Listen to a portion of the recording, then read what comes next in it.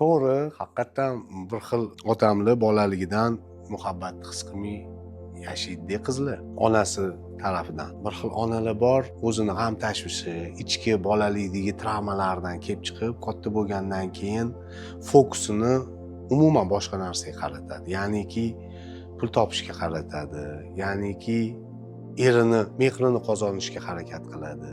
Farzandiga bo'lgan munosabati sovuqqon bo'lib qoladi. Bor shunaqa onalar. Tan olish kerak. Bu ona bo'ldi degani bu 100% muhabbatini farzandiga bera oladi degani emas. Xuddi shunaqa otalar ham, xuddi shunaqa bobo va buvilar ham. Sovuqqon odamlar bor o'zi.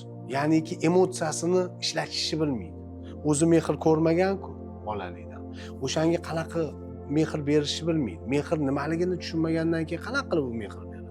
Tanish narsani siz bera olasiz, o'zingizni boshingizdan o'tkazgan bo'lsangiz. To'g'ri qilibdi u qiz. 25 yoshga to'libdi, lekin haligacha mehr bera olmasligim, tayyor emasligimni hisobga olganda, men farzandimni dunyoga keltira olmayman. Chunki men o'zim mehr ko'rmaganman deb aytibdi. Juda aqlli qiz ekan.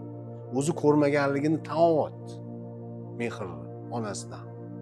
Va ona bo'lishga tayyor emasligini ham tan olyapti. Men to'g'risi targ'ibot qilgim kelmaydi, psixologga borib, men o'zimni targ'ibot qilib reklama qilgim kelmaydi. Lekin shunaqa holatlarda o'zi bilan o'zi ishlab yechim topish qiyin bo'ladi. Uzoq vaqt kerak bo'ladi unga. Yillar o'tib ketadi. Tug'ish jarayonidan o'tib ketib qolishi mumkin. Shuning uchun qisqa vaqt ichida shu muammosini, mehrsiz katta bo'lgan muammosini hal qilmoqchimi? Albatta yaxshi psixologga uchrash kerak.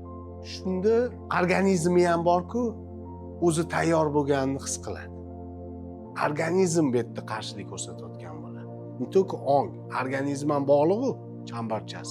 Misol uchun, kitoblar, yaxshi psixologlarning tavsiyalari, roliklari bilan erishish mumkin.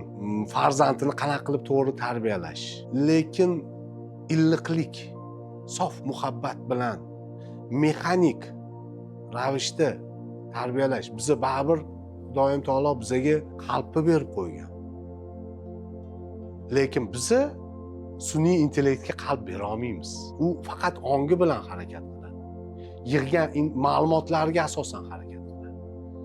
Qalbni inson zoti, вообще jon zotdan boshqa hech kimda yo'q qalb. O'sha qizga yana bir maslahatim bor.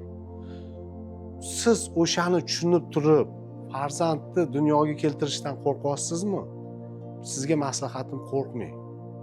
Bizaga shunaqa imkoniyatlar borki, organizm, insonning organizmi. Homilador bo'lganingizni o'zida o'sha muhabbatni ichingizdan his qilishni boshlaysiz. Gohida muhabbat g'oyibidan ham beradi insonga. O'zi o'sha muhabbatni ko'rmagan bo'lsa ham, muhabbatni ichidan his qilishni boshlaydi. Hissiyotga ham bog'liq. O'sha homiladorlik paytdan muhabbatni his qilib yashasa, dunyoga keltirgan farzandini ham muhabbat bilan o'stirsa, hissiyotlar asosida. Faqatgina aql emas, hissiyotlar asosida.